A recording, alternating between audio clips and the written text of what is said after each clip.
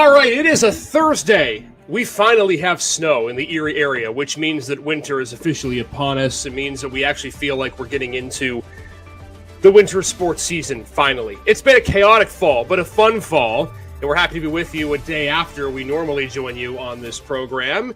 Off the record happening last night, because the Otters are in action tonight in what I feel like has been a road trip that spanned the entire month of October into November. But anyway, I digress. Welcome in, everyone. Glad to have you back. It's been a week since we've been with you. Didn't get a chance to do rapid reaction last weekend. Apologies for that. Rob and I were a little under the weather and running around doing some different things, but happy to be back in the saddle here on the Gem City Sports Podcast. Glad you're with us. However you may be watching, wherever you may be tuning in tonight, we're thankful for you, and we're thankful that you're part of our broadcast. Our show, as always, in our network is brought to you by Rebich Investments, keeping financial guidance simple.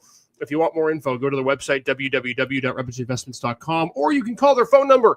It's super easy during normal business hours at 814-734-3433, 814-734-3433. Rebich Investments, keeping financial guidance simple. Call today for more information. Busy show tonight. Question is, where do we get started? High school football for Erie County is done.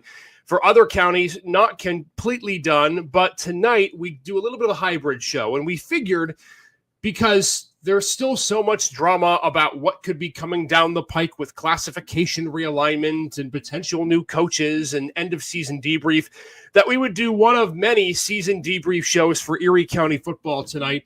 We'll also preview some of the games that are still going on because there are still teams that we look at that will be impactful and impacted this weekend in high school football playoffs. Let's talk to Rob Matz, who's been running around the country, it seems, for the last few weeks. You were traveling south for multiple games over the weekend, Rob. You just had to travel to Ohio yesterday. Have you gotten any chance to sleep at all? I feel like this last 3 weeks have been a blur, my friend.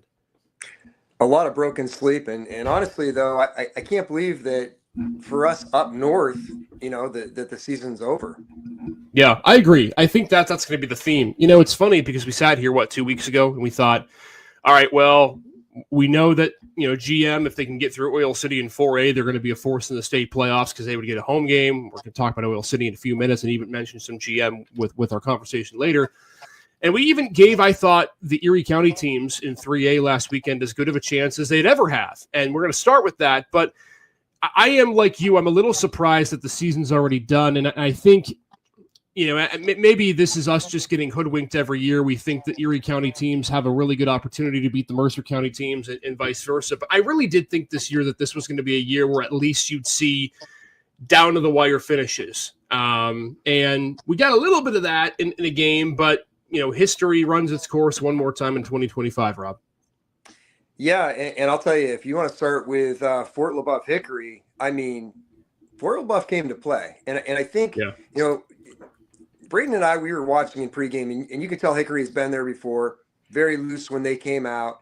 But I think they took LaBeouf a little bit lightly, and LaBeouf, had a missed field goal, and they didn't punch it in right before the half. Because going into the fourth quarter, that's a 14-10 game. Yeah. But then Hickory just really turned it on.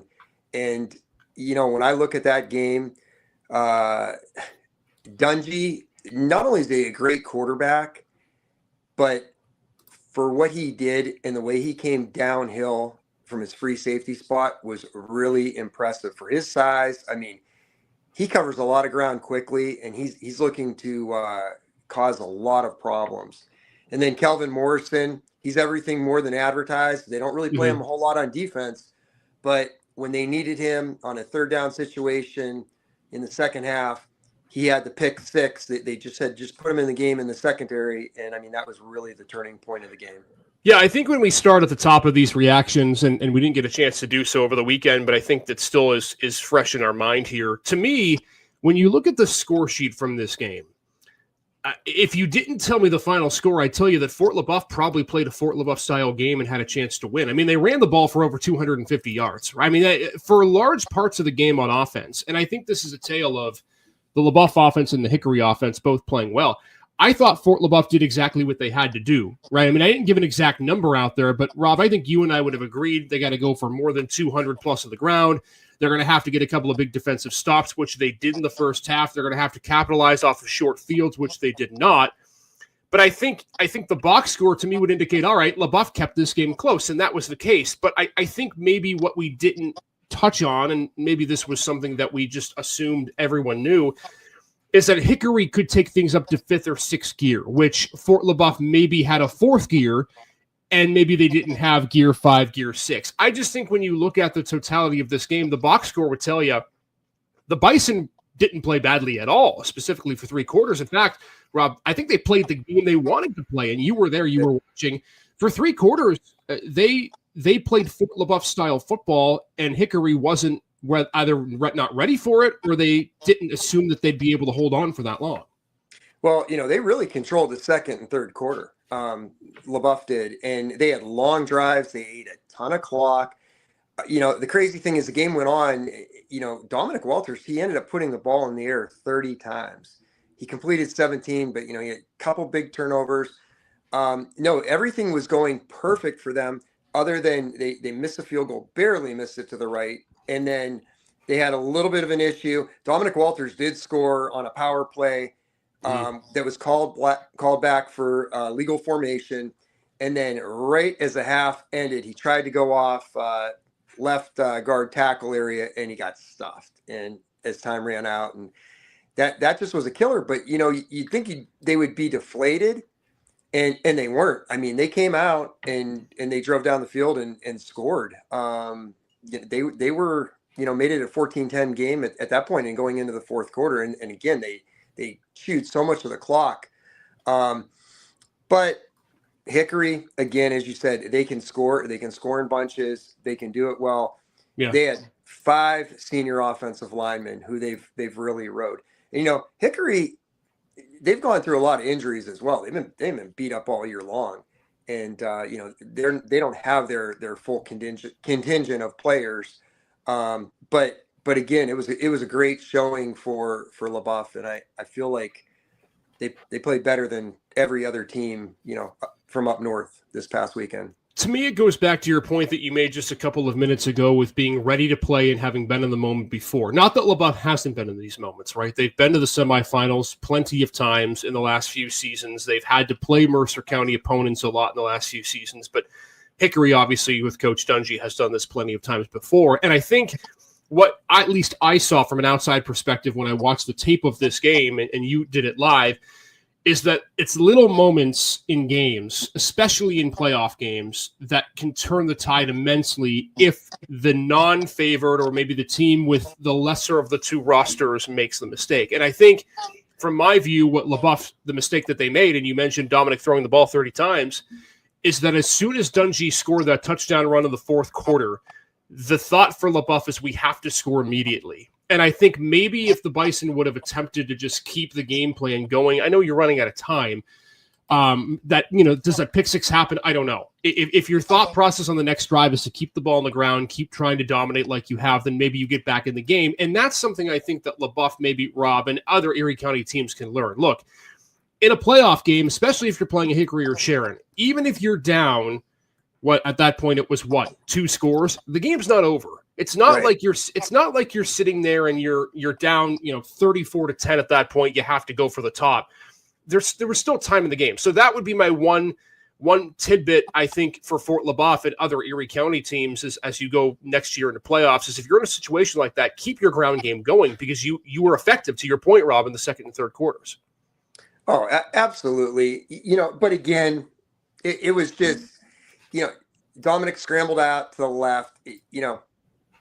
It just was Morrison making an unbelievable play. It's tough. And, the crazy thing is they don't play him that much there. But going back to your point, we've talked about it all season long. There is a difference, and we saw it again on Saturday night. There's a difference as far as physicality from the south to the north. And until the north closes that gap, they're not going to get there. And in Northeast, great job, the previous week beating Grove City, but Grove City is not in the category this year of those top 3 teams. They're just not.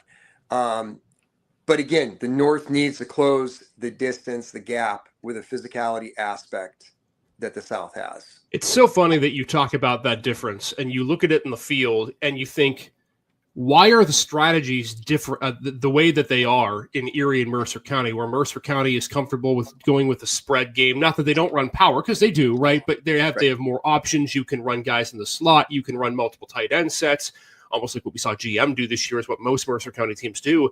And you think, well, their offensive lines are big enough for them to just run I formation power every single play and to gain 7, 8, 10, 12 yards a carry, where Erie County teams, okay, you're not as well sized. Maybe you try to spread the ball out. You try to run outside the hash marks. It's fascinating to me, just the way that football is played differently between Erie and Mercer County. But Mercer County prevails again in that game, and they did as well in the Northeast and Sharon game, which I think you look at the season as a whole, and you look at Region 5, and we said LaBeouf's the most consistent team, and I would agree, but Northeast was the lone team to 9 wins in that region out of all the teams in Region 5, Rob. And just your thoughts on the Northeast Sharon game. I think I was a little surprised at how quickly Sharon got the ball rolling in the game. I thought Northeast would be able to go blow for the first couple of quarters, healthy, rested, ready to go.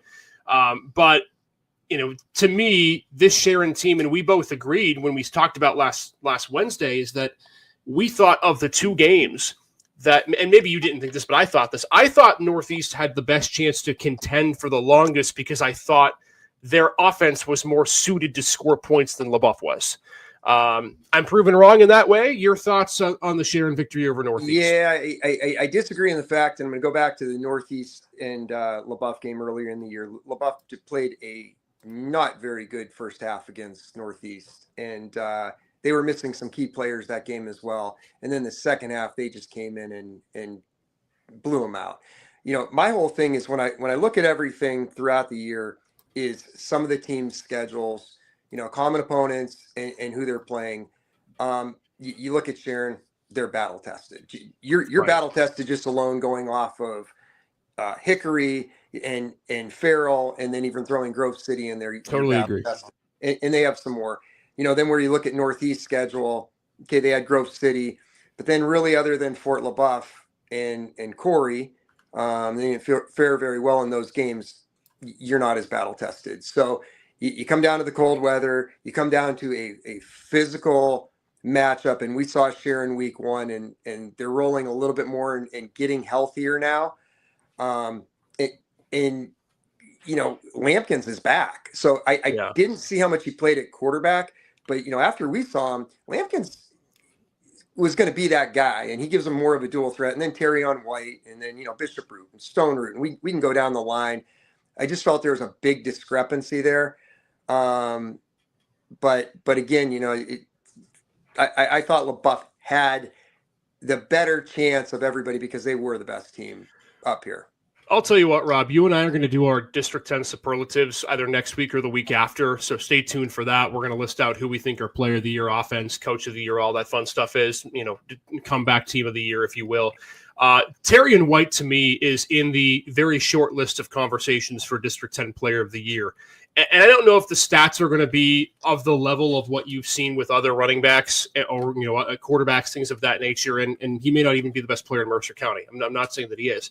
But that guy is the most dominant rusher that I have seen this season, and we covered Vinny Feliciano for large portions of the year. The way that guy gets downhill so quickly, Vinny is so talented because he can bounce outside. He can, he can outrun you in almost every facet. Terrion White is able to run past guys in the A-gap. And that's something that we saw, you and I, when we went to Sharon week 1 and we watched this Mercyhurst prep team play them close for a half and then Terrion White take over. He did the same in this game last week. And I was just impressed by the fact that as many guys as they have, whether it's Lampkins, whether it's Root, and I think Engelmore is a better passer than people give him credit for. That's where that offense runs through, and they're comfortable with giving him the ball 35 times a game, and they know he's going to score a few touchdowns and just plow through the defense. I've been impressed with Terrion White a lot, and I knew that he would be good, but he's had such an incredible dynamic year. And to me, when I look at Sharon Hickory, he could be the X factor in my view. He could. And then until I saw Kelvin Morrison and the speed that he showed and what type of player he was. And then again, like I said, Dungy he's a dude. Dungy is, and he makes a lot go in that rush game and that pass game as well. And when they needed to lean on him, it was tough. It's a flip a coin game. And I would agree. with Terry on White, the assessment and again, and Morrison, they're both right there. And Morrison's got a ton of offers right now. And until I got to see Jules Johnson play on Saturday night, I just I had a total change because he is that guy. I mean, Jules Johnson, it really is. And that Farrell team, we got to see Sharon play, and then I got to see Hickory play. And that Sharon team, that Farrell team, I think they're better than everybody that we've seen. Yeah, and we're going to talk about that game, the Mercyhurst Prep Farrell game, in just a second. But before we do, I think it transitions well. Obviously, we don't cover these two teams as much as others do, but we've seen them. You've seen them both. I've seen Sharon. I know Hickory and seen film on Hickory well enough to know how good they are. This is what feels like the 11,000th straight year that they've met in the District 10 championship game. But last year was interesting because the regular season playoff results were flipped. Who do you think wins this, Rob? I know it's a flip a coin game. Clearly, I get that. If you had to pick, who do you think ends up winning this game tomorrow night? Yeah, I'm gonna go.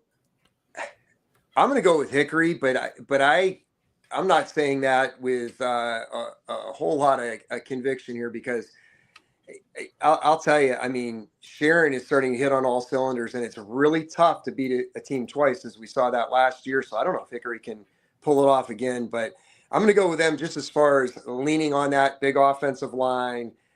And what I saw Calvin Morrison do, and again, I'm beyond impressed with Dungy. So I'm going to go with Hickory to take it. But like you said, you could flip a coin. It can go either way. And these games are good. They're always low scoring, which I think clearly indicates that the defenses are very, very well prepared. That to me is high scoring shootouts don't tell me a lot because both these teams can score points at will. But the way the defenses are able to handle the others, especially outside the hash marks and the regular season matchup, are tremendous. I guess for sake of parity, I'll pick Sharon again close. This is a one-score game, no doubt. It's going to come down to the last drive. Probably the team that forces the latest turnover in the game will win.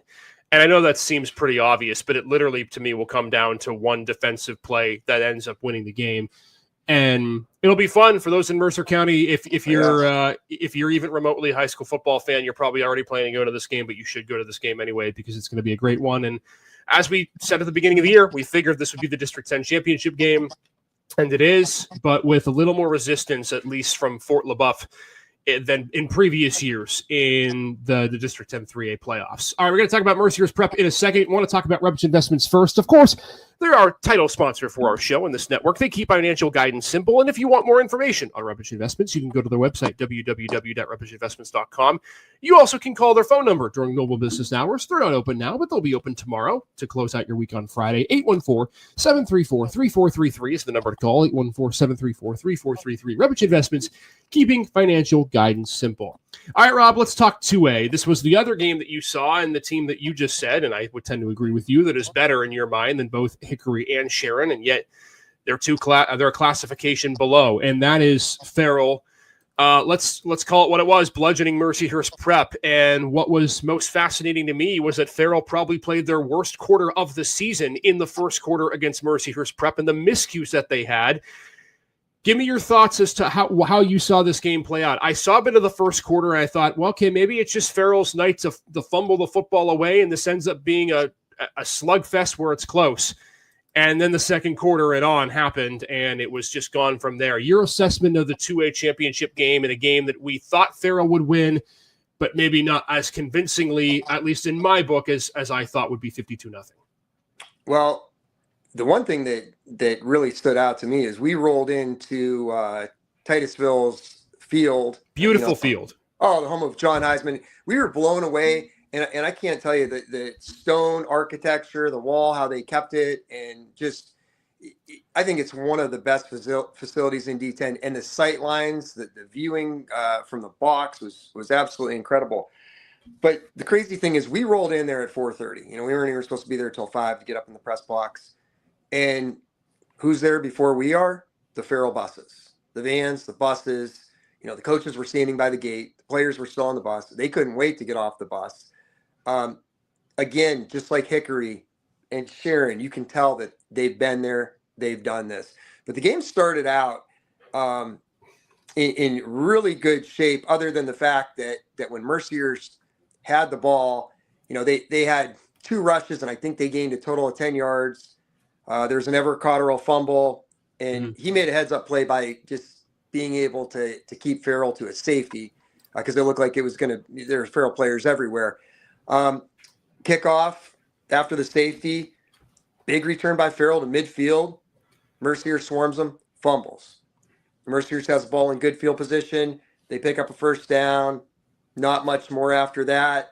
Farrell takes over, takes it down the field. Another fumble, and both those fumbles were recovered by senior linebacker Cass Steinbaugh, who really played hard early on.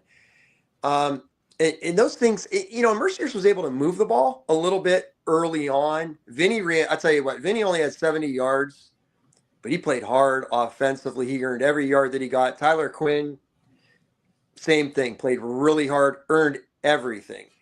And the key, though, and even defensively, I mean, Vinny was really a man possessed defensively. And I look at times with Zaire Lockett and Steinbaugh, the difference was Farrell everybody was feeding off certain things. And I'll tell you, Farrell has defensively packages with 6'5", 360 pounds, Miles Hinton, and his guy that's in the one tech at defensive tackle next to him is 5'11", 290 pounds, Crumby, and Hilton made him look small. But the thing that really stood out to me about Farrell on defense, and I was really blown away, is the freshman linebacker Dante Gillespie. This kid's like 6 foot, 180 pounds. Mm-hmm. And if you watch the tape, you'd think he's a senior. His read steps are incredible. Scrapes off tackles, scrapes off guards, and just seeks the ball. And the difference that I thought with Farrell and then other teams that we saw this year, their linebackers, their secondary guys, when they come up, they are looking to punish you every single play. And the speed that they play with on defense is just astounding. And then you factor in when they got bogged down a little bit, Mercier's was doing a really good job defensively, and you talk to it. So, when you look at them and say, okay, they're going to line up in spread and do some things here and there, but they're a power spread team. When they got bogged down, they started following, Pegues started following Jules Johnson through the hole on quarterback ISO, quarterback power, and they were able to chunk up yards. And then Jules Johnson got going. And then you talk about it. Jules Johnson, 4 touchdowns, the Nebraska-bound guy. When he runs the ball, he's shot out of a cannon. Vinny's physical. This kid's physical in another manner. Nebraska's going to get a tremendous one. But I thought that there were times that Mercier's played well, and same thing as what happened with LeBuff. Everything in that first quarter was going right for Mercier's. If it's not, that might be a 60-0 or 70-0 game. That's how good Farrell is. But again, like we talked about, the physicality is an entirely different brand. Yeah, you make a great point, and I first of all, I think it's unfair for someone in District 10 to be 6'5", 350, because I mean, it's an unblockable person unless you bring Cooper Cousins back for a 5th year of eligibility, right, and you put him on Mercier's prep. But I'm with you. I think when you look at Farrell, and I even think we talk about the Mercer County dominance in 3A. I think it's even more prevalent. I would say it's even more prevalent with Farrell in 2A in the way that they've just been able to churn out wins after wins after wins. And Jules Johnson will certainly be in contention, might be the favorite for District 10 Player of the Year. I don't know. I haven't seen him play. But, for Mercier's prep, Rob, I think I don't want to call this a confusing season. They had a really tough schedule, right? And 6 wins is nothing to sneeze at against the quality of competition that they played. But I think if you're Jeff Root, you look back on this season, and I think – the nice thing that they will have at least going into next year is a lot of those guys come back, especially in the skill position players, right? You're going to get, in theory, everyone stays. Tyler Quinn back, Vinny's back for one more season. There are other skill position guys that will be a big part of the offense. But, you wonder, the question becomes, and this will be all in classification, right? We don't know if they're going to move down to 1A. That's all going to play itself out in December. But what you need to do to compete with these teams, and you wonder what recipe might be there, Rob, because again, it's been, you get to the finals in the last few years for the most part, and you just can't get over the hump with Farrell. Yeah, and that's a big rumor. And I think people, out of the Mercyhurst camp, and they made it kind of clear that it looks like they're going to go down to 1A. But until I see it, I'm not going to believe anything. That was from the press box. That was from radio guys and TV guys up there. They were telling us this, and we had heard this. Mercyhurst has a ton of skill guys back. The freshman AJ Horton didn't play. You're bringing back Feliciano Quinn. JT Jones didn't play in the playoffs. Bridget didn't play in the playoffs. Ian Elman Sparks comes back. They're going to lose some key guys, though, up front. When you look at Innerleiter, you look at Lockett, and you look at Sermonera from guard, center to guard, it's going to be how well and then the leadership that Joey Jordan can provide up front, and the other guys that they're going to have to replace, because they're going to have to bring in 3 new guys up front. Kaz Steinbaugh is a huge piece. Kingston Nolan on defense is a huge piece. So they are going to lose some key guys, but their roster, and we've said it, their roster from top to bottom is almost as good as anyone's. It's just putting the pieces together. Mm-hmm. And I think that's the physicality aspect of it. And, we'll see where it goes. But even if they go down to 1A, it's not an easy stretch by any means, because you're going to have Wilmington down there. And rumor was Greenville's going to go up to 2A, but then somebody said, well, that could have been a numbers error. Again, it's all rumors. But regardless, Wilmington's down there. Reynolds is not an easy out by any means. But skill-wise, Mercyhurst next year, I mean, they're loaded for bear. They really are. So again, it's just going to be, are they going to get over that hump? And I think that they need to continue to build a very strong schedule. If they do go down to 1A, it wouldn't hurt them to schedule Farrell during the regular season at all, because they're going to need those games. And like you said before, Mercer County teams, the teams down in South, they don't shy away from scheduling teams. I mean, look what Farrell did with their schedule. And Farrell's got a tough one this week, but I mean, that's going to play dividends. And if they do get through this week, it helps them tremendously. Yeah, I agree. And I'm fascinated to see what the realignment's going to look like, in about a month or so from now. I think it will be fascinating to see which teams move down, move up, and we'll touch on a little bit of that later in later episodes when we get reaction. Again, like Rob said, it's all speculation, it's all rumors until we know anything. And we're hearing a lot of things, but we just don't know until it actually happens. So we'll have to see what ends up happening with that. So there's your 2A. Farrell moving on to states. Hickory Sharon coming up tomorrow in a big game. Let's talk about the team that we have covered the most out of the teams that are still alive, that's still in. And I think everyone forgets about Oil City, and they're going to get Punxsutawney, who won their sub-regional, to be able to get to this game in what will be a home game at the Oil Field for the Oilers. We know that crowd's going to be crazy going this weekend when they face Punxsutawney. Rob, it's fascinating. I was looking a little bit at this and doing some research and homework ahead of this episode.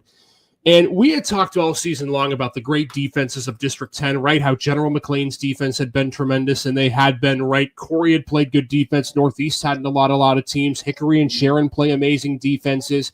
Greenville, they're in Region 2. We know Farrell in Region 1. But quietly throughout the year, and I'm not saying that they play the most difficult schedule on planet Earth, but Oil City's defense had been one of the most consistent. And we saw it in the district championship game. And what's been most amazing to me is that the toughest games that they've played all year, their defense has been the best, right? Even the General McLean game early in the season, 28 was among the lowest results that the Lancers had gotten all season long. Meadville, the defense clamped down. Erie High allowing 20 points to that team that can score a lot of points, and you've talked about they had no business being in that game with the Royals when they played in October. And then, of course, the District 10 championship where they force 4 turnovers and they score just enough points, 16 to beat GM is crazy to think about, but they get it done. Let's look ahead to this weekend of the Punxsutawney game here, Rob. We know the strategy on offense for Oil City, but the more I think about this, the more I feel like the defense is good enough to keep them in any game. Maybe not against WPIAL teams, maybe not against teams from Philadelphia, but this round of states, to me, there is an avenue for this Oil City team to compete because we didn't think they could do it against GM, and they did. And to me, I think if GM was playing Punxsutawney, we'd think GM would have a really good shot of winning this game. Yeah, and they're not. And Oil City, though, when you look at this game, I mean, this game matches up really well. Punxsutawney's only loss was the Carn City, who Farrell will play. A 2A school and a really good program.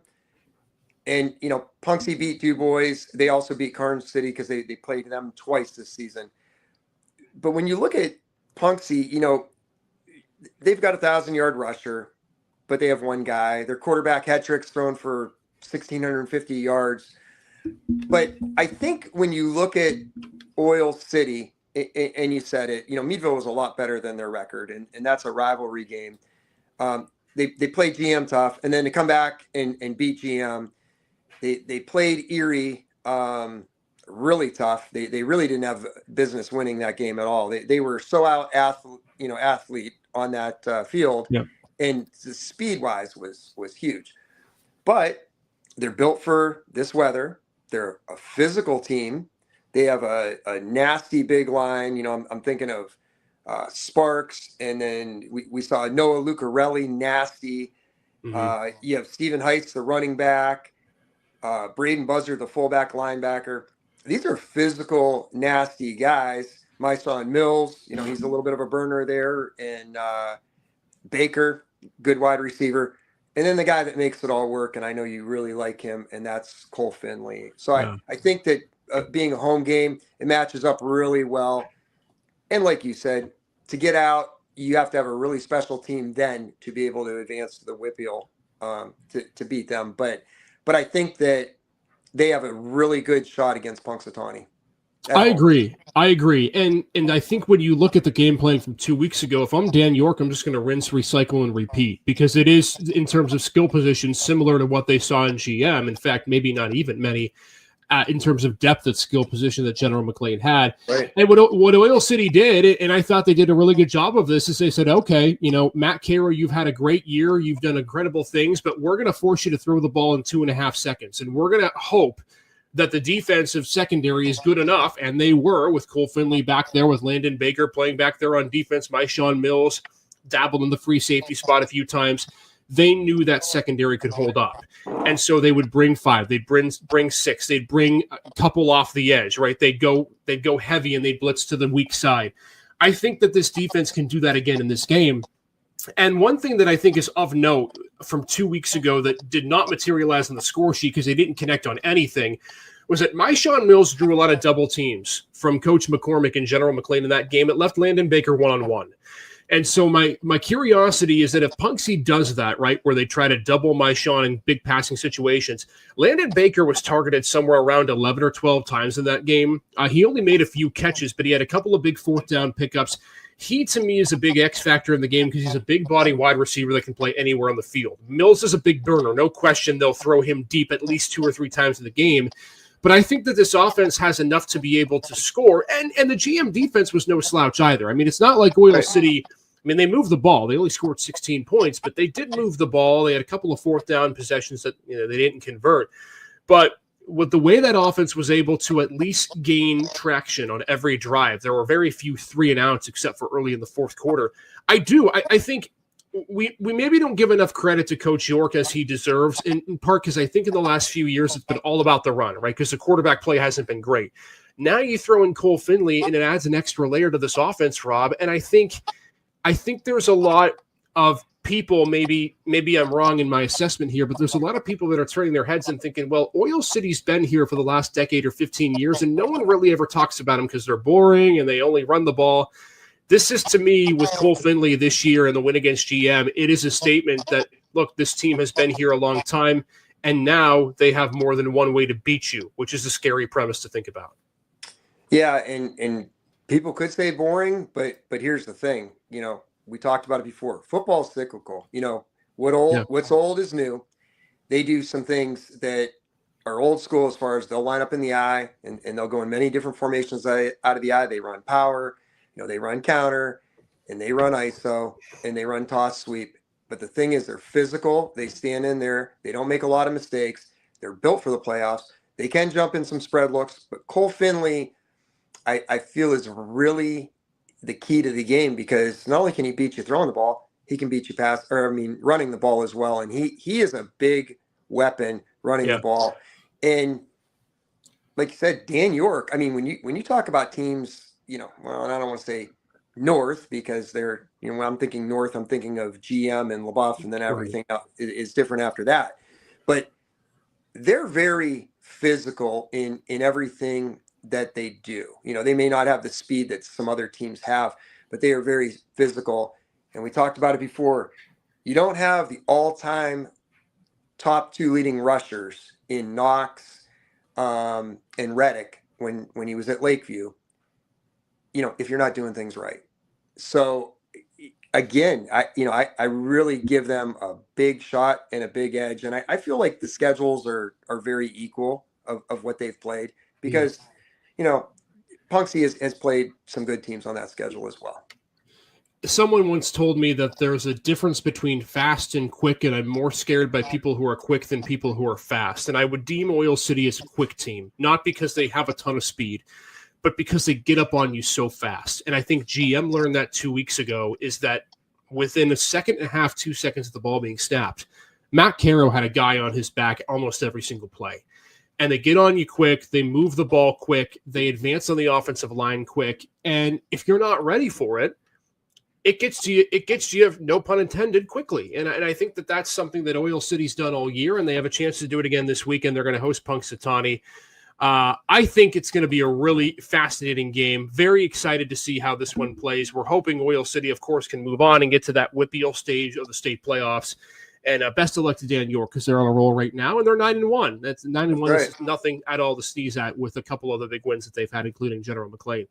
All right, Rob, we're going to finish up this show with an early look into next season, some thoughts, news, and musings from what we think could be happening in 2026. And speaking of 2026 in the future, you want to make sure your future is secure. Who better to turn to than Revich Investments? They do one thing so well. They keep financial guidance simple, making sure that your assets, investments, and more are safe and secure for years and decades to come.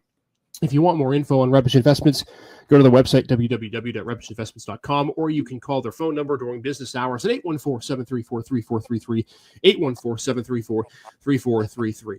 All right, so there's still a long time till next year. The year hasn't even technically ended yet, and we hope that these District 10 teams can move as far as they can in the state playoffs. But I wanted to jump a little bit into next year, Rob, with, the potential for classification realignments, but, for teams next year, maybe coaching moves, again, all of this speculation. But, I want to start with this. You look at the landscape of District 10, and let's talk Erie, Crawford County as a whole.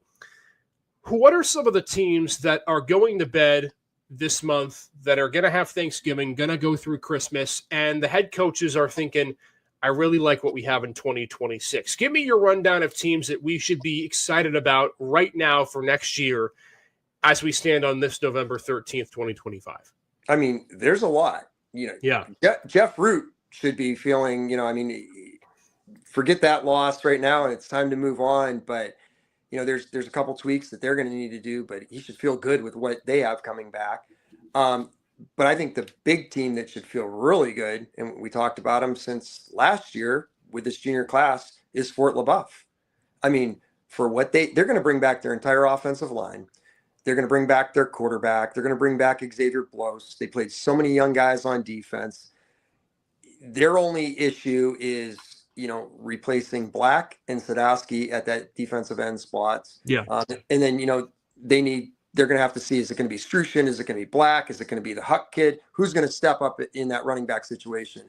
But they have Dominic Walters, who is one of the better district or dual quarterbacks in District 10. You look at McLean. McLean's very interesting because they lose a lot. You're Yeah. going to have the brother turn it over to Josh Carroll. Right.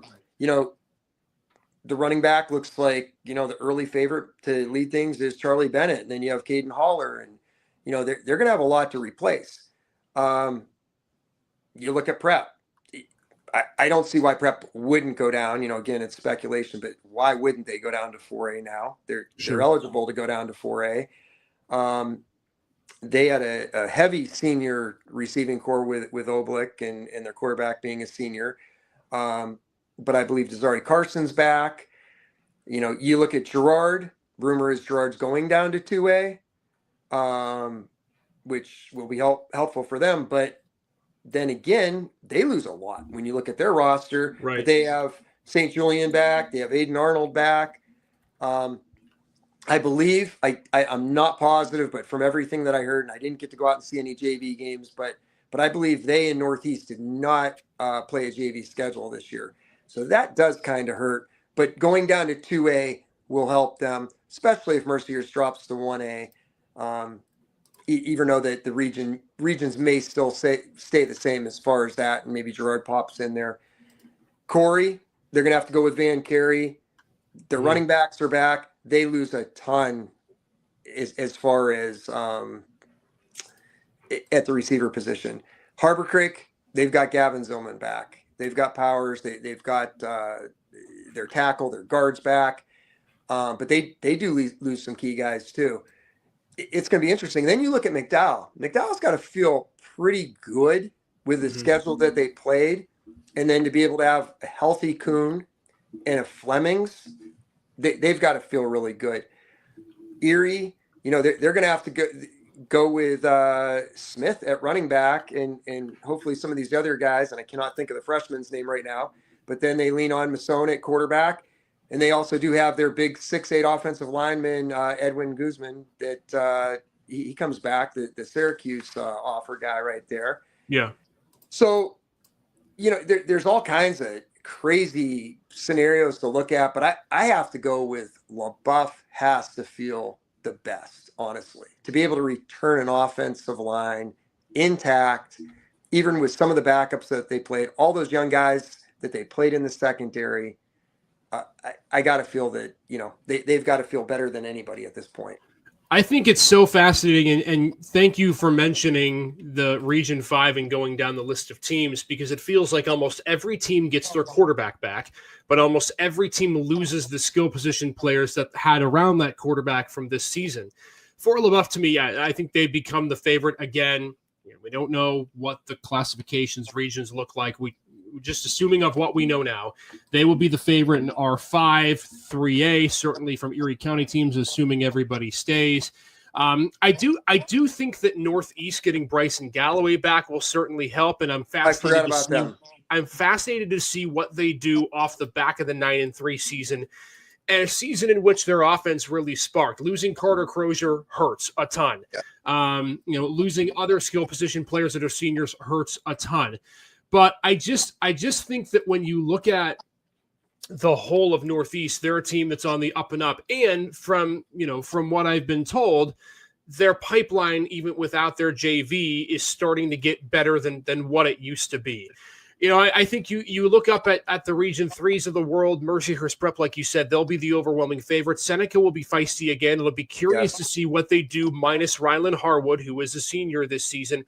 Dalton Boyd got to throw a little bit this season, but not a ton. But again, they do get more skill position players back than I think most, right? Because Zach Moats is going to be back as a junior as the running back there for the Bobcats. So they become a big team in Region number 3.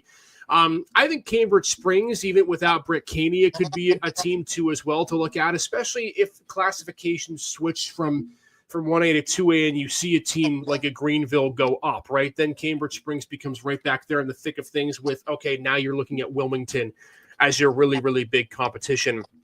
To potentially be one of those teams when you go forward, and then I think too, and this is something that maybe I'm a little off in this, but when I think you look at maybe an under the radar team that could potentially be a little bit sneaky, and a team in which This year they won 7 games.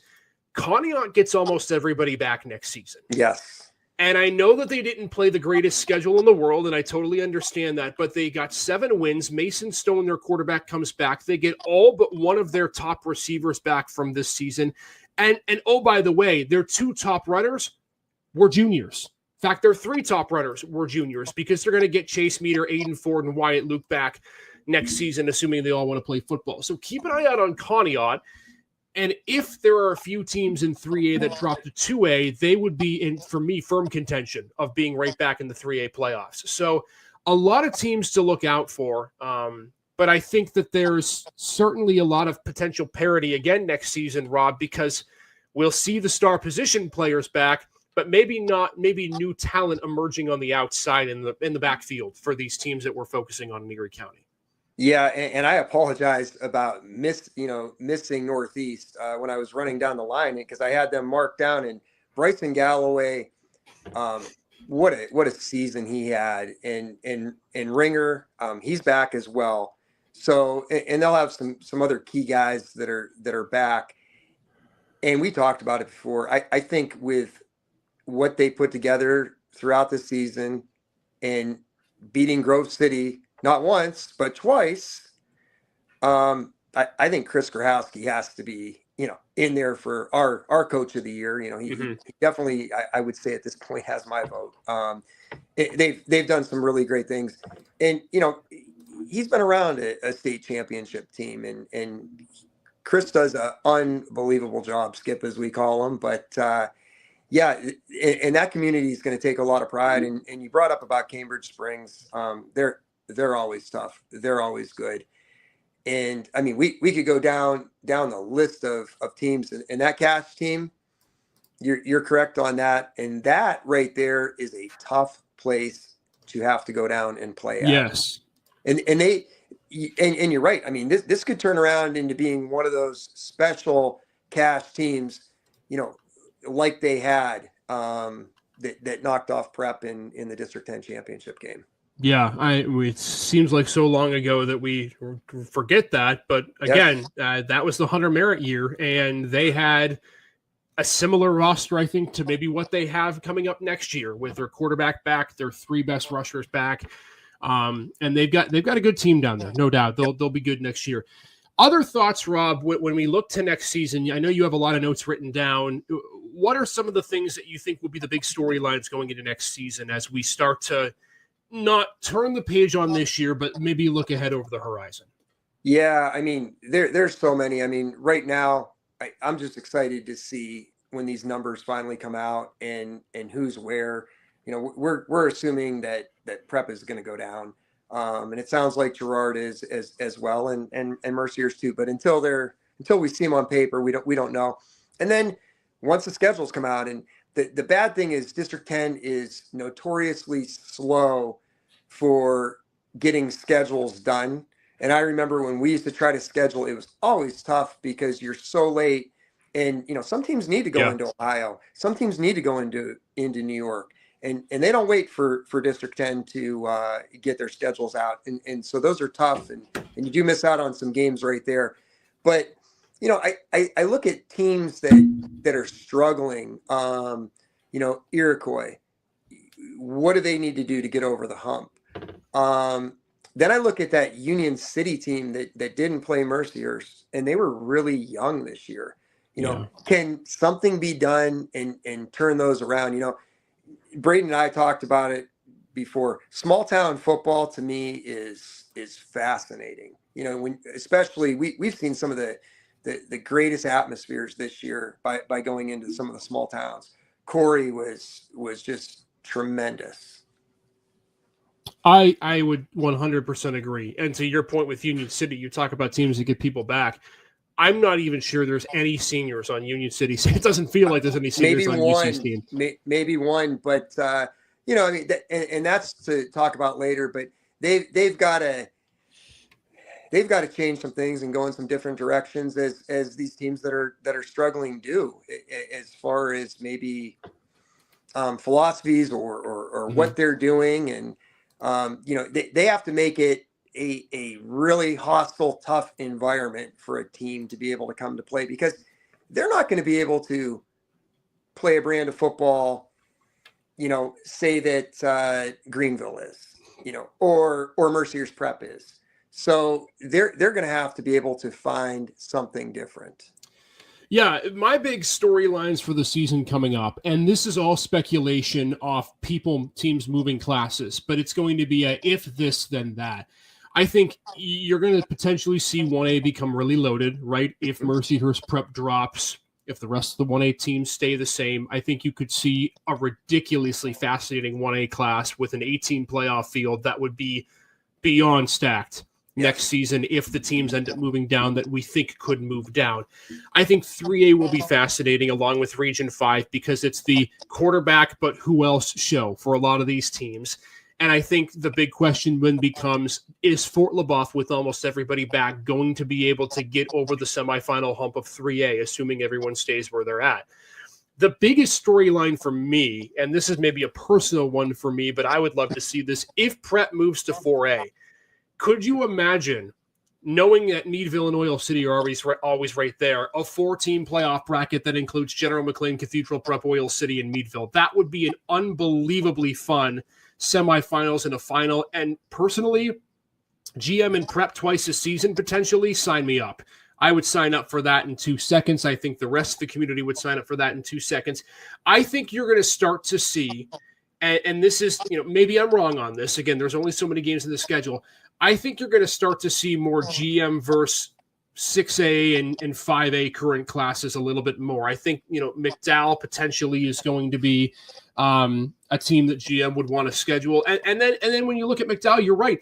If Evan Kuhn can stay healthy, this year, this was a team that could have made some real noise. And again, if he stays healthy next year, they could make some noise again too. So I think it's all fascinating, Rob. I think the biggest storyline from this season was that Erie County got a lot closer. But where are they going to be moving forward? And so we'll have to see. It's going to be an incredible next season. But, we wish the best of luck to the Hickories, the Sharons, the Farrells, and the Oil Cities of the world. And I think especially since we've seen Oil City this year, really would love to see more teams make it to next weekend and further into states. Yeah, and Wilmington as well, and Greenville. That's really interesting. Wilmington, they turn around and they had I believe it was 4 backs over 600 yards this year, and a ridiculous amount. I think they had 49 rushing touchdowns. So you don't know what they're going to do noise wise, but it's going to be very interesting. All I know is there's some tough teams waiting on the other side in the Whippeal if anybody makes it out. No doubt. And that's always the case, right? That's the matchup that you have to play if you end up getting to the next round of states. And so we will see. It's going to be a fun next couple of weeks. Rob and I will be back next week to talk more reaction to high school football. And we'll also, in the next couple of weeks, give out some superlatives for who we think would be the player of the year, team of the year, comeback team of the year, freshman of the year, all that fun stuff. We'll give out some superlatives. Rob, great stuff as always, my friend. It's always great to talk to you, and hope it's a good weekend. Hope no more snowfalls, because we got a lot of stuff again, and I'm sure you don't want to shovel your driveway at 5 a.m. either. No, I don't. And good luck to you. And I know you're going to be very busy, and good luck with Braden also. That great pickup there on your part. Yeah, I can't wait to have him. He's going to call some hoops games for us on Saturday. He's done some great stuff with us at WPSC, and maybe we have him on the show next Wednesday. I'll shoot him a text and see if we can get him on for some superlatives for District 10 too. Oh, he'd love it. He'd love it. That 19-year-old kid that's like 40 and eats and drinks sports. So absolutely. Man, flashback to my days. I feel like I was him when I was that age. So he's great. You're great, man. And thanks again. I appreciate you, Rob. Appreciate it. Awesome as always. And I got to get on the Otters train here real quick. Yes, you do. We're going to be doing some live shows. So make sure, study up. Big games coming up in the end of the month. All right, buddy. All right. Rob Matz joining us as always on the show. We thank him again so much for his time. He's just been so incredible for us on this show for High School Football Insight. And we're not done, of course. We've got more High School Football Insight to talk to you about next week, and more just exciting content, because there could be a lot of interesting things that percolate in the month of December and the months to follow as high school football continues to take more turns. We don't want to forget about other high school sports as well. I want to end the show with 2 shout-outs, and we hope to have one or both on the show next week. First, 2 teams that are competing in the state championship game for their respective sports. Congratulations to Fairview Boys Soccer, who has pretty much decimated the entire Whippeal in their run to the state championship. The boys team, we had Sunny Vidakovic on the show a couple of weeks ago. They're going to take on Lewisburg tomorrow in the state championship game. Really haven't, and I hate to say this because Sonny would say otherwise, but really haven't had much stress, at least in terms of scoreboard. They've won their state playoff games 7-0, 4-0. They just beat Deer Lakes 3-1, a team that has had to go through Prep and Fairview a few times in previous iterations of the state playoffs. So congratulations to Fairview boys. They're playing for a state championship less than 24 hours from now when they take on the team from District 4, Lewisburg, who won 1-0 in order to make the state final themselves. And then how about Maplewood volleyball? I'll tell you what, Maplewood girls volleyball and Crawford County volleyball is the toast of the town when it comes to this area in terms of volleyball success. They're in the state championship game as well. That's not till Saturday. They're going to take on Tri-Valley at 10:30 at Cumberland Valley in Mechanicsburg. Maplewood, they have nearly swept their way to the state final. 3-0 win in the first round.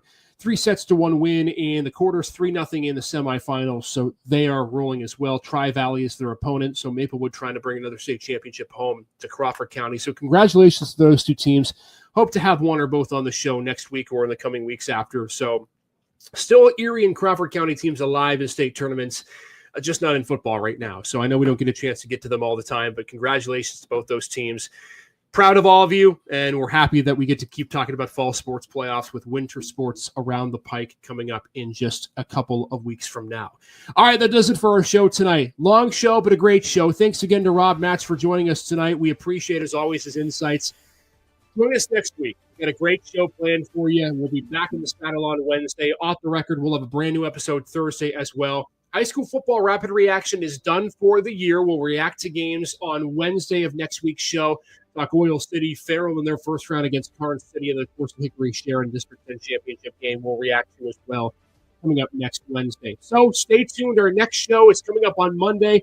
Rust Belt Rundown with Nick Artman, Paul Adams. I hope it's a more positive show than it was the case on Monday with all 3 of our local teams. Take care, everybody. This is Ben, the Gems of the Sports Podcast, brought to you by Rebus Investments. Follow us on socials. Watch our next show Monday at 7:30. Till then, everybody, have yourself a great rest of your week.